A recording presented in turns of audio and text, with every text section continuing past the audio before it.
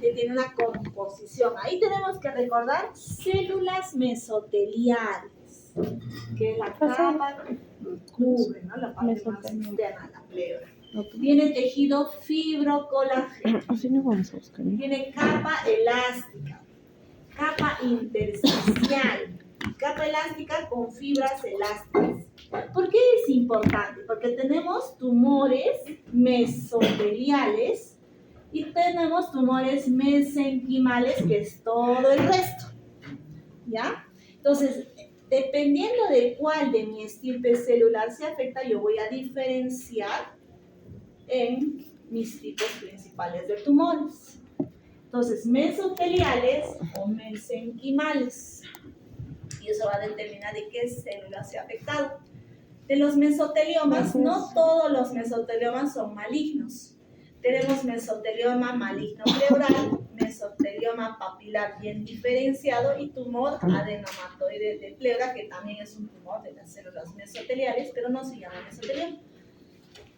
Y los tumores mesenquimales, ahí el más frecuente es el tumor fibroso solitario de pleura. Entonces, solo quiero que aprendan eso. Tumores mesoteliales, mesotelioma, tumores mesenquimales, tumor fibroso solitario de pleura, porque es el más frecuente. Claro que tenemos sarcoma, fibromatosis, tumor fibroso calcificante, tumor desmoplástico, etc. Como tiene tejido linfoide, el linfoma también puede afectar a la pleura. ¿Quién está tosiendo por ahí atrás también? Recuerden que la tos se estimula al reírse, al hablar, con los líquidos fríos, y nosotros podemos ayudarnos a expectorar con el salbutamol, pero debemos esa tos así como cajas. Sí, pero el inhalador. Y si tenemos expectoración mucoculeta, ya tenemos que tomar un antibiótico básico. No podría ser amoxi como así, ¿no? Pero el salbutamol, o sea, me tengo que comprar el inhalador. Y vas a darte cuenta que la expectoración es más fácil. ¿Pero cuánto tiempo va a utilizar? Todo el tiempo que tengas tos. Y si quieren mejorar aún un poquito más, un corticoide, ¿no? Le agregan.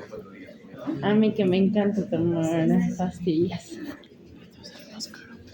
Además tenemos lesiones, las grandes metástasis a pleura, sobre todo de los adenocarcinomas. El tumor que más metastatiza a pleura son los adenocarcinomas de pulmón, de mama, de ovario, gástrico, etcétera, etcétera.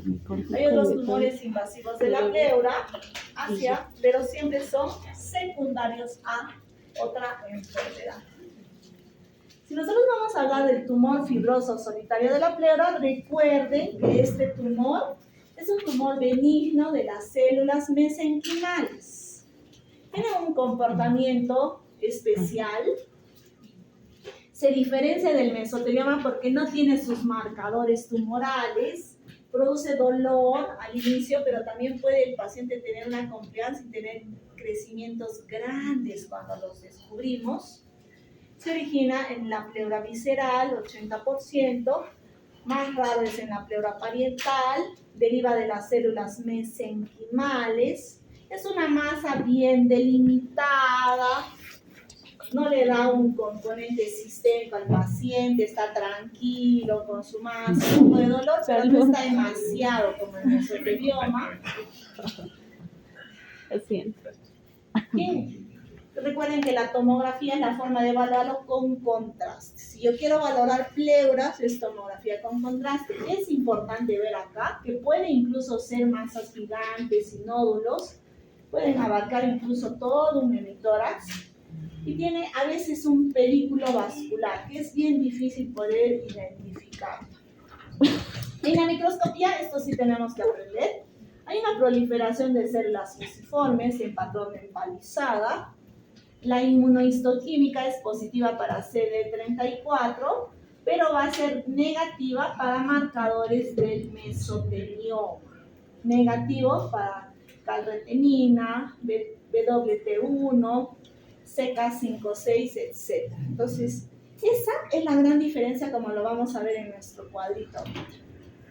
El tumor solitario fibroso de pleura generalmente son asintomáticos, pueden ser unos hallazgos radiológicos, Cuando ya está grande o invade la pleura visceral me puede dar dolor, tos, disnea.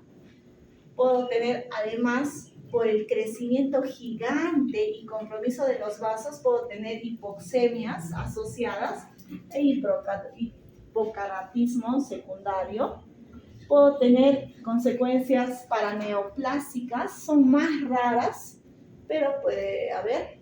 El diagnóstico siempre es tomográfico y lo vamos a confirmar con una biopsia dirigida. Como está pegado a pleura, es muy facilito hacer la biopsia, tomar la muestra y sacarlo, ¿no? A veces van a ser vascularizados, generalmente son masas localizadas, heterogéneas, de base sentada en la pleura. El tratamiento es quirúrgico y se cura el paciente. Entonces, yo quiero que de este tumor aprendamos que deriva de las células mesoteliales, solamente que sepamos la macroscopía y que nuestro diagnóstico es tomográfico y se cura. Entonces, es uno de los tumores benignos de pleura que yo puedo darle un tratamiento definitivo a mi paciente. A diferencia del mesotelioma, yo voy a tener el mesotelioma por característica generalmente es de gran malignidad, agresivo, que cuando lo diagnosticamos, si el paciente tiene mesotelioma y tiene dolor, tengan la plena seguridad que ya cambió su estadiaje. Si el paciente tiene disnea, ya cambió su estadiaje. Si tienen síntomas en mesotelioma es porque ya el paciente invadió más allá de la pared torácica, ¿no? Por eso generalmente el mesotelioma tiene un TNM diferente y lo diagnosticamos. Miren cómo hay una carcasa gruesa que ya afecta todo y su estadiaje cuando me da síntomas ya es más del 2, ya es más del estadio 2. En el estadio 1 solamente podríamos ver una pequeña placa de engrosamiento que no invade el tejido, por lo tanto no le da el dolor al paciente, ¿no? La epidemiología es una de las neoplasias raras, poco comunes, pero una de las de más alta mortalidad. Y recuerden que se asocia a las fibras de asbesto. Entonces es una enfermedad ocupacional. A mí no me van a diagnosticar mesotelioma, porque tendría que tener una alta carga genética o tendría que ser pulinor, gasfitero, metalúrgico, estar en una fundición, en algo como factor de riesgo, ¿no? Hay un virus del simio que generalmente se da en los VIHs y en el África, que podría ser su factor de riesgo, o en la industria, ¿no? O en la industria también del vidrio. Entonces recordemos que el asbesto son unas microfibras que se comportan como unas lancetas y es como un flechazo, ¿no? Que le va al núcleo de la célula y rompe el ADN, el ARN y empieza a producir una recuperación anárquica y ahí empieza pues el asbesto, ¿no? Entonces es una enfermedad generalmente ocupacional. Los factores podrían ser las altas tasas de radiación, ese virus SB40 y la erionita, que también es un mineral semejante al asbesto que está en la industria también, ¿no? Entonces, cuando nosotros tenemos la exposición crónica al asbesto, recuerden que el asbesto se va a incluir en el núcleo celular. Y al incluirse en el núcleo celular, vamos a tener dos caminos: o se muere la célula mesotelial o va a hacer un crecimiento anárquico con una alteración de su estructura del ADN, liberación de mediadores inflamatorios y se va a producir una alteración de la mesotelización de las células y por fin nos va a dar la neoplasia maligna. Entonces, directamente relacionado con el asbesto, la inhalación prolongada cuando yo no tengo un EPP adecuado. La erionita también es otro mineral que ya habíamos dicho que se va a caracterizar, pero miren cómo la erionita no solamente está en la industria, sino también en el revestimiento de carreteras, ¿no? ¿Qué más? Virus oncogénicos, como el virus oncogénico del simio, que se ha encontrado mucho en los pacientes VIH, y es un tipo semejante a la familia del polio. También puede producir este cambio a mesotelioma y la exposición a la radiación que nosotros felizmente no tenemos en ambientes libres, ¿no? Miren cómo las microfibras de asbesto pueden ser diagnosticadas en la microscopía electrónica. Entonces, el mesotelioma va a producir un engrosamiento difuso de la pleura, como placas pleurales. Va a empezar nodular, se va a volver en placas, va a envolver a todo el pulmón en coraza, entonces es como una carcasa de huevo que se forma, ocupando un espacio y limitando la expansión pulmonar, ¿no? Puede haber infiltrado a nivel de cisuras y surcos y el derrame pleural asociado es muy frecuente. Vamos a tener algunos subtipos del mesotelioma, el tipo epitelioide, sarcomatoide y el bifásico. El tipo epitelioide es el más frecuente, pero de mejor pronóstico. Pero de mejor pronóstico, por decirlo así, porque per se el mesotelioma tiene mal pronóstico cuando da síntomas. Pero si es sarcomatoide es el de peor pronóstico, ya ni le damos quimio al paciente. La inmunohistoquímica es clave para diferenciarlo con el adenocarcinoma y con el tumor fibroso de células de mesenquimales, ¿no es cierto? Los marcadores mesoteliales positivos, calretenina positivo, nuclear y citoplasmático, el BWT1 y el CK56, ¿no es cierto?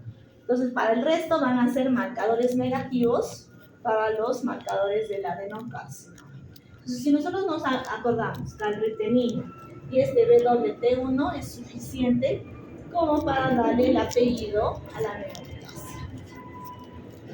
Entonces, miren cómo la pleura empieza a engrosar. Recuerden que la pleura, cuando nosotros hacemos biopsia, es una fina capa de telita de huevo, que a veces cuando hacemos la biopsia no sacamos nada, ¿no? Como es una telita vacía, a veces no se saca nada, porque no está enfermo el lugar donde estamos haciendo la biopsia. Pero cuando tenemos ya engrosamiento de la pleura, es fácil sacar la pleura.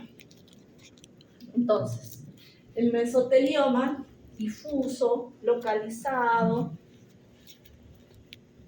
todos malignos. Los síntomas van a depender de cuánto tiempo tiene el mesotelioma y cuánta afectación carcásica me atrapa. No me atrapa el pulmón. Si me atrapa el pulmón, tengo disnea. Si está afectada la pleura, tengo dolor, tengo mucho dolor. Entonces, su característica principal es dolor, disnea y tos seca irritativa, ¿no? Tos constante irritativa, asociado a síntomas de neoplasia maligna. Fiebre, sudoración, emaciación, hiporexia, pérdida de peso, insomnio, etcétera, etcétera. Pero disnea, dolor y tos en un paciente de la industria me debería hacer sospechar. Con una plaquita podría ver algunas placas, pero de preferencia una tomografía con contraste. Si yo quiero valorar pleura y derrame pleural, tiene que ser con contraste. Los síntomas clínicos del mesotelioma maligno suelen ser más graves que otros tumores y, como les dije, cuando ya le hacemos, tiene un TNM totalmente diferente, ¿no? Yo le hago un PET scan. El PET scan me va a dar una imagen caliente, se llama así, ¿no? Imagen de metabolismo alto o imagen caliente. Y a veces no solamente localizado en pulmón, sino ya con muchas metástasis. Entonces miren cómo en pleura, en una simple radiografía, yo puedo ver alteraciones de la pleura, ¿no? Periféricas, marginales generalmente, ¿no es cierto? Entonces eso me tiene que hacer sospechar para yo pedirle la tomografía con contraste, siempre con contraste, ¿no? Los estos. Entonces la tomografía es el estudio que mejor me va a valorar la pleura. Yo voy a tener una masa pleural o engrosamiento irregular, nodular, de tejido blando, ¿no? A veces placas calcificadas también. Tienden a atrapar todo un pulmón, provocando una contracción de todo un hemotórax y desplazamiento a veces del mediastino ipsilateral, ¿no? Y más es importante esto, ¿no? Solamente para saber. Va a haber derrames pericárdicos, derrames pleurales, las metástasis hacia otros ganglios y hacia el pulmón contralateral es muy frecuente. Van a haber calcificaciones, ¿no? Entonces, más tomografía con contraste. Miren cómo acá, de repente en la figura A, si no tengo mucha acuciosidad para poder verlos, miren, tienen algunas lesiones mamelonóidicas, protuyentes o nodulares subpleurales, que no parece mesotelioma, ¿no? A primera instancia a mí no me parece mesotelioma, yo podría decir es una secuelita. Pero si el paciente tiene dolor o tos o trabaja en industria, yo tengo que hacerle sus marcadores tumorales. A pesar, tendría que hacer una toracoscopía porque todavía no voy a poder biopsiar eso, ¿no? A ciegas no se puede biopsiar. Y si va empeorando, ya tenemos unas carcasas. Es más fácil, pues, cuando es sumamente definido, ¿no? Como una carcasa que atrapa al pulmón de manera irregular. El tratamiento tiene mal pronóstico y como tiene mal pronóstico tiene que ser multidisciplinario. A veces hacemos cirugías de reducción para que no tenga tanto dolor y tanta disnea el paciente, siempre asociado a quimioterapia. Entonces, no tiene en el T1, como no lo diagnosticamos en estadio 1, no tiene un tratamiento curativo. No tiene un tratamiento curativo, ¿no? Generalmente se diagnostica sobre un estadio más avanzado. Quimioterapia, cirugía citorreductora, radioterapia, es un tratamiento siempre múltiple, no es solamente un tratamiento, con mala supervivencia, ¿no? Y pues manejo del dolor nada más en los pacientes. Tenemos algunos medicamentos para la quimioterapia del mesotelioma maligno, como el cisplatino, el pemetrexed, algunos biológicos, el carboplatino, pero igualito, cualquier brazo tiene mal pronóstico, ¿no? Entonces, en este cuadrito de diferenciación que sí lo tienen que saber, entre tumor benigno y tumor maligno de pleura, está pues el antecedente, ¿no? Las características de estar yo expuesto a un agente carcinógeno, la anatomía patológica, el origen celular, el tumor fibroso es de células mesenquimales, el mesotelioma es de células mesoteliales, por eso se llama mesotelioma, la inmunohistoquímica, el tumor fibroso tiene carritenina negativo y el mesotelioma, la inmunohistoquímica es carritenina positiva, ¿no? El tumor fibroso tiene buen comportamiento localizado, si bien es cierto me puede dar hipocratismo, algunos paraneoplásicos, pero tiene una resección quirúrgica y se cura.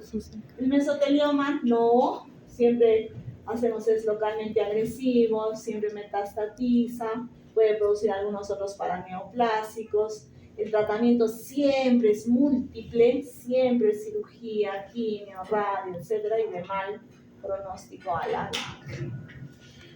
Entonces, en mesotelioma tenemos que recordar este cuadrito, tenemos que recordar el tratamiento, el gol estándar del diagnóstico, que es la tomografía con contraste, el PET scan, los síntomas, sobre todo en un paciente que tiene factores de riesgo, la clasificación microscópica del mesotelioma y saber el factor de riesgo, los factores de riesgo, ¿no? Nada más, es fácil.